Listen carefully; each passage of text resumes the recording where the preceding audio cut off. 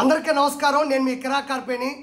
నిన్న రోజా జూన్ 4వ తారీఖు అంటే కూటమి అధికారంలోకి వచ్చే సంవత్సరం అయింది. ఆ సందర్భంగా ఆవిడ అనుచిత వ్యాఖ్యలు చేస్తూ ప్రజలకి కూటమి ప్రభుత్వం చెవులో పూలు పెట్టింది, వెన్నుపోటు దినోత్సవం అని చెప్పేసి రోడ్ల మీద తెగ తిరిగింది. తిరిగిన చోటే తిరిగింది, ఎడబడితే అడి తిరిగింది, చేతులు ఇది పెట్టుకుంది, ఇంత పూలు 2 ఎడ పెట్టుకుంది. సరే, అవి పూల ఏప్రిల్ పూల వైఎస్ఆర్సీపీగా తర్వాత తేల్చుకుందాం. ఇక్కడ రోజా ఏమంటుందంటే, గడిచిన ఈ సంవత్సర కాలంలో కూటమి ప్రభుత్వం ప్రజలకి మొండి చేయి చూపించింది, ఏమీ చేయలేదు, వాళ్ళు వెనుపోటు పొడిచింది, వాళ్ళని ఫూల్స్ చేసింది అంటుంది. నేను ఇప్పుడు మాట్లాడుతూ ఉన్నా. ఈ గడిచిన కాలంలో పింఛన్లు జగన్మోహన్ రెడ్డి హయాంలో గెలిచిన మొదటి నెలలోనే 3,000 రూపాయలు పింఛన్లు ఇస్తానని చెప్పి జగన్మోహన్ రెడ్డి అంటే 4 సంవత్సరాలకు కానీ 3,000 చేయాల. అది జగన్మోహన్ రెడ్డి చేసినటువంటి అతిపెద్ద తప్పిదం, అది అందరికీ తెలుసు. అదే చంద్రబాబు నాయుడు గారు హయాంలో గెలిచిన వెంటనే మొదటి నెలలోనే పాత అమౌంట్ 3,000తో కలిపి 7,000 రూపాయలు 1వ తారీఖు ఇచ్చి ఈ రోజున కూడా 4,000 రూపాయలు నాయకులే జనాల్లోకి వెళ్ళి పింఛన్ డబ్బులు టెన్షన్గా 1వ తారీఖు అందిస్తున్నారు. ఇది ఒక అద్భుతం. తర్వాత అన్నా క్యాంటీన్లు ప్రజలకి 5 రూపాయలతోనే కడుపు నిండా అన్నం పెట్టేటువంటి అన్నా క్యాంటీన్లు జగన్మోహన్ రెడ్డి హయాంలో ఆయన ప్రభుత్వంలో నిలవన కూల్చేసి చంద్రబాబు నాయుడు గారి అక్కసుతో చంద్రబాబు నాయుడు గారికి ఎక్కడ పేరు వచ్చేస్తుందని భయపడిపోయి వాటిని కూల్చివేసి అందులో పశువులు కొట్టాములుగాను గంజాయిలు తాగే వాళ్ళకి అడ్డాగాను అదేవిధంగా అక్కడ చిత్ర విచిత్రమైనటువంటి పనులు చేయించాడు జగన్మోహన్ రెడ్డి. అదే చంద్రబాబు నాయుడు గారు రాగానే 200 పైచీలకు అన్నా క్యాంటీన్ని రీఓపెన్ చేసి 5 రూపాయలకే మంచి భోజనం పెడుతూ మన్నలు పొందుతూ ఉంది కూటమి ప్రభుత్వం. అదేవిధంగా టిట్కో ఇల్లు గత ప్రభుత్వంలో అంటే 2014-2019 మధ్యలో కొన్ని లక్షల టిట్కో ఇళ్ళని 95% చంద్రబాబు నాయుడు గారు పూర్తి చేసి వెంటనే ఇద్దాం అనుకున్న సమయంలో ఈ మహానుభావుడు అధికారంలోకి వచ్చిన తర్వాత కొన్ని వేల కోట్ల రూపాయలతో వాటికి వైఎస్ఆర్సీపీ కలర్లు ఇప్పించాడు తప్ప ఏ ఒక్కరిని కూడా పేదవాడిని లోపల పంపివ్వలేదు. ఆ వేల కోట్ల రూపాయల కలర్లో పెట్టిన డబ్బుల్ని ప్రజలకి వాటికి మరమ్మతుగా పెట్టుంటే ఈరోజు ప్రజలందరూ కూడా మంచి గూడులో ఉండేవాళ్ళు. అది కూడా పట్టించుకోకుండా కూడా జనాల్ని మోసం చేశాడు. అదేవిధంగా mega DSC notification Jaganmohan Reddy హయాంలో నేను మెగా డిఎస్సి నోటిఫికేషన్ చేస్తాను, టీచర్ల పోస్టులు భర్తీ చేస్తాను, జాబ్ క్యాలెండరు ఓపెన్ చేస్తానన్నాడు. ఏది చేసింది లేదు. చంద్రబాబు నాయుడు గారు ఈ ప్రభుత్వం రాగానే 16,347 టీచర్ పోస్టులు భర్తీ చేసే దిశగా మెగా డిఎస్సి నోటిఫికేషన్ కూడా జారీ చేయడం జరిగింది. ఇది చాలా గొప్ప విషయం. అదేవిధంగా మద్యం సంపూర్ణ మద్యపాన నిషేధం చేస్తున్న జగన్మోహన్ రెడ్డి అని మద్యపాన నిషేధం చెయ్యకపోగా నాసి రకమైన మద్యాన్ని మంచి మంచి బ్రాండ్లన్నీ పక్కన పెట్టి ఎవరైతే ముందాగుతారో వాళ్ళ లెవెల్తో ఆడుకొని ఆడవాళ్ళ పుస్తులు తెంచే దిశగా ముందుకు వెళ్ళాడు. డిజిటల్ ప్రాసెస్ మొత్తం పక్కన పెట్టి మొత్తం డబ్బుల్ని తాడేపల్లి ప్యాలెస్లో పెట్టుకొని లెక్క పెట్టుకున్నాడు. అదే చంద్రబాబు నాయుడు గారు రాగానే మంచి మంచి బ్రాండ్లు పెట్టి నాసిరకం కాకుండా డిజిటల్ ప్రాసెస్తో ముందుకెళ్ళి కొన్ని కోట్ల రూపాయలు కూడా ప్రజలకు ఉపయోగపడే దిశగా వెళ్తున్నాడు.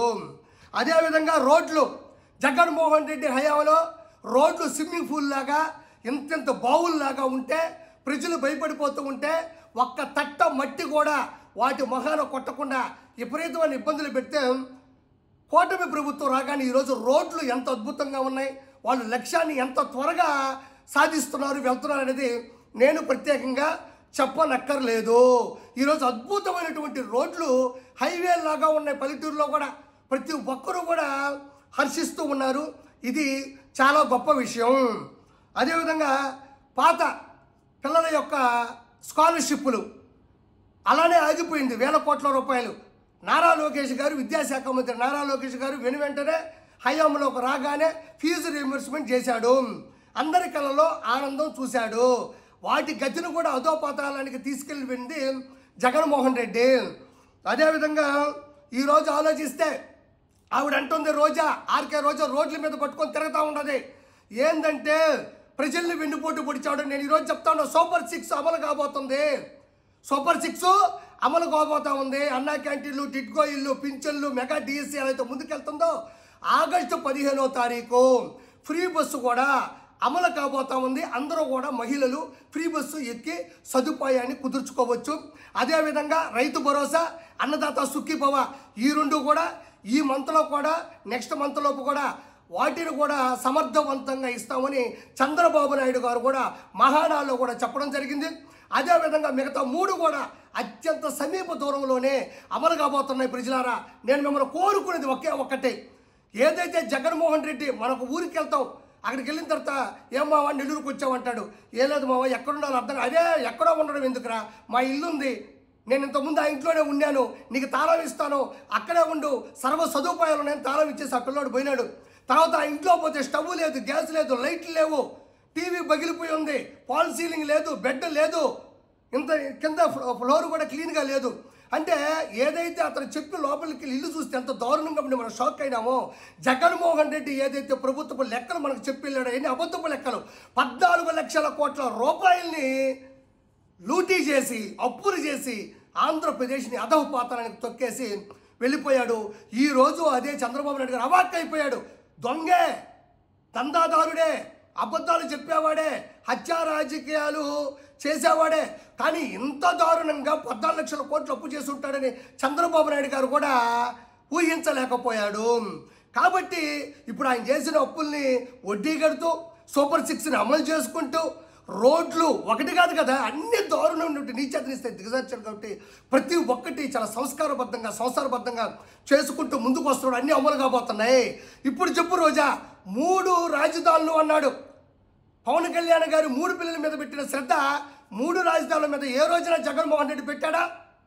3 రాజధానులు ఈ ప్రపంచ చరిత్రలో ఏ నాయకుడైనా, ఏ సీఎం అయినా అమలు చేస్తాడో మాట ఇచ్చాడా? అది చెప్పి ఒక ఇటుక పేర్చింది లేదు, పరిపాలన అందించింది లేదు. అది కాక కిన్నలు చేయడం, జోక్ చేయడం, రాజధాని ఏమన్నా కూడి పెడతాదా? అవునులే, గ్రావిలు, ఇసుక, వైన్స్, మైన్స్, ఎర్రచందనం ఇవి కదా మనకు అన్నం పెట్టేది, కూడి పెట్టేది. రాజధాని ఎందుకు కూడి పెడతాది? దీంతో పాటు ల్యాండ్ టైటిలింగ్ యాక్ట్ అని పెట్టాడు. అన్నం ఈ ఫోటో వేసుకున్నాడు పాస్బుక్ల మీద. జనాలు ఏం చేశారు? ఏమన్నా మా తాత పొలమో, మా ముత్తాత పొలమో, నా కొడుకు కొనిచ్చిన పొలమో, మా కష్టార్జితమో మా ఫోటోలు ఉండాలా, లేకపోతే ప్రభుత్వపు స్టాంప్ ఉండాలా, నీ ఫోటో ఏందయ్యా మా పాస్బుక్ల మీద వేసేది అని చెప్పి తిప్పి కొట్టడం కూడా జరిగింది. ఆ తర్వాత గంజాయిలకి అడ్డగా మార్చాడు. ఎప్పుడో దేశంలో ఎక్కడో గంజాయి ఉండేది, అది రాష్ట్రాలకు వచ్చింది, తర్వాత జిల్లాలకు వచ్చింది, మారుమూల పల్లె గ్రామాలకు కూడా గంజాయిని తీసుకొచ్చేటువంటి అద్భుతమైన వ్యక్తి ఎవరన్నా అంటే మీ జగన్మోహన్ రెడ్డి. ఒకటి కాదు కదా, ప్రతి ఒక్కదాన్ని కూడా ప్రజలకు సౌలభ్యంగా అందించినటువంటి వ్యక్తి ఎవరున్నారు? జగన్మోహన్ రెడ్డి ఉన్నాడు. ఇది ఇంకా చెప్పక్కర్లేదు. ఎక్కడైనా ఉదాహరణ చెప్పాలంటే సర్వే రాళ్ళ మీద అన్నబొమ్మే, క్రికెట్ ఘాట్ల మీద అన్నబొమ్మే, ఏ ప్రభుత్వ కార్యాలయం చూసినా అన్నబొమ్మే, తిరుమల కొండ మీద అక్కడ పనిచేసే వ్యక్తులకి గవర్నమెంట్ ఇచ్చేటువంటి స్థలాల పాసు పుస్తకాల మీద కూడా అన్నబొమ్మే. అందుకే ప్రజలకు అన్నకు బొమ్మ చూపించారు. అది కాక సొంత చెల్లిని, కన్న తల్లిని, బాబాయిని పైకి పంపాడు, బయటికి పంపాడు. ఇవన్నీ నీకు తెలుసు కదా. ఎలా మాట్లాడుతావు నువ్వు? చంద్రబాబు నాయుడు గారు 1 ఇయర్లోనే 14 లక్షల కోట్ల రూపాయలు అప్పు ఉన్నా కూడా 75 సంవత్సరాల వయసులో కూడా నవ యువ కుర్రాడులాగా పరిగెడుతూ స్వర్ణాంధ్ర దిశగా పరుగులెడుతున్నాడు. నేను ఇప్పుడు ఒక మాట చెప్తా ఉంది రోజా, ఏంటంటే ఆవిడ చెప్పే మాట ఏంటంటే కొంచెం అనుచిత వ్యాఖ్యలే. ఈవీఎం మిషన్లు మోసం చేశాయి అంటుంది రోజా. ఒకటి గుర్తుపెట్టుకో, ఈవీఎం మిషన్లు అనేవి ఆర్కే రోజాను జగన్మోహన్ రెడ్డి కాదు మోసం చేయడానికి. అవి ఈవీఎం మిషన్లు ప్రాణం లేని, చలనం లేని వస్తువులు. అవి జగన్మోహన్ రెడ్డి రోజానో కాదు నిలువున మోసం చేసి దోచుకొని దోపిడీ చేయడానికి. 2019లోనూ మోసం చేయలేదు, 2024లోనూ మోసం చేయలేదు, 2029లో కూడా మోసం చేయలేదు. మీరు ప్రజల్ని మోసం చేశారు కాబట్టే ప్రజలు మీకు ఓట్లేస్తారని నమ్మించినట్టు యాక్టింగ్ చేసి కూటమి ప్రభుత్వానికి దద్దరిల్లేటట్టు ఓట్లేశారు. ఈవీఎం మిషన్ల మీద తొయ్యమాక. ఇంకొకటి, ఈవీఎం మిషన్లు అంటున్నావు, నీకు దమ్ముంటే, నీకు ధైర్యం ఉంటే ఈవీఎం మిషన్లు తీసేద్దాం. చీటీలు వేస్తారు కదా, గుర్తులు ఉంటాయి కదా, సైకిలు, ఫ్యాను, అట్లా మనము చీటీల పోలింగ్ పెట్టుకున్నాం. చీటింగ్ పోలింగ్ కాదు, చీటీల పోలింగ్ పెట్టుకున్నాం. ప్రజలందరూ వస్తారు, ఉదయం నుంచి సాయంత్రం అదా జరుగుతారు. ఈసీ ఉంటుంది, సిట్ ఉంటుంది, ఎలక్షన్ కోడ్లో అమలు జరుగుతుంది. కొన్ని వేల కెమెరాల సాక్షిగా అందరూ వచ్చి ఓట్లేస్తారు. ఈ 175 నియోజకవర్గాల్లో ఎవరైతే ఓడిపోయారో ఈవీఎంల వల్ల నీకు పూర్తి డౌట్ ఉంటుందో వాళ్ళకి ఎలక్షన్స్ జరిపిద్దాం, చీటీల పోలింగే చేద్దాం, ఈవీఎంలు వద్దు, అప్పటికప్పుడే లెక్క పెట్టాలి. ప్రజలందరూ లైవ్లో చూస్తూ ఉంటారు, ఏ తప్పు జరగదు. నీకు దమ్ముంటే నువ్వు కానీ మీ అన్న కానీ మీ అన్నకు సంబంధించిన మనుషులు కానీ ఎవరైతే ఓడిపోయి ఉన్నారో వాళ్ళ నుంచి నిలబడి గెలవమని చెప్పి తస్మాత్ నేను ఇక్కడి నుంచి వీడియోలు చేయడం మానేస్తా. నువ్వు ఎవరి మీద పోటీ చేయాలి, ఏ నియోజకవర్గంలో చేయాలి, ఎవరు ఓడిపోయినారో వాళ్ళ మీదే చేద్దాం పోలింగ్. గెలిచే దమ్ము నీకుందా? ఒకడు గుర్తుపెట్టుకో, నువ్వు ప్రజలకి పూలు పెట్టని చెప్పి నువ్వు పూలు పెడుతూ చెప్పాల్సిన అవసరం లేదు. వైఎస్ఆర్సీపీ ప్రభుత్వం హయాంలో ప్రజలకి పూలు కాదు మీరు పెట్టింది, పూల కుండీలు పెట్టారు. ఎంతెంత పూల కుండీలు, ఈ ఎత్తుండే పూల కుండీలు ఏడ పెట్టారు. ప్రజలకు పూలు కాదు మీరు పెట్టింది, ఏప్రిల్ పూలు చేశారు మీరు.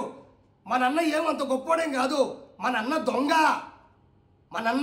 దొంగ, హత్యా రాజకీయాలను ముందుకు తీసినటువంటి వ్యక్తి.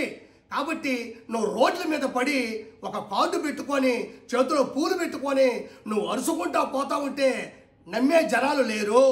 100% ప్రజలారా, కూటమి హయాంలో, కూటమి ప్రభుత్వంలో, ఈ మంచి ప్రభుత్వంలో మీకు మీ పిల్లలకు ప్రతి విషయంలో కూడా మంచి జరుగుతుందని నేను గుండెల నిండా ఆత్మవిశ్వాసంతో చెప్తా ఉన్నా. Thank you so much. జై సిబిఎన్, జై నారా లోకేష్.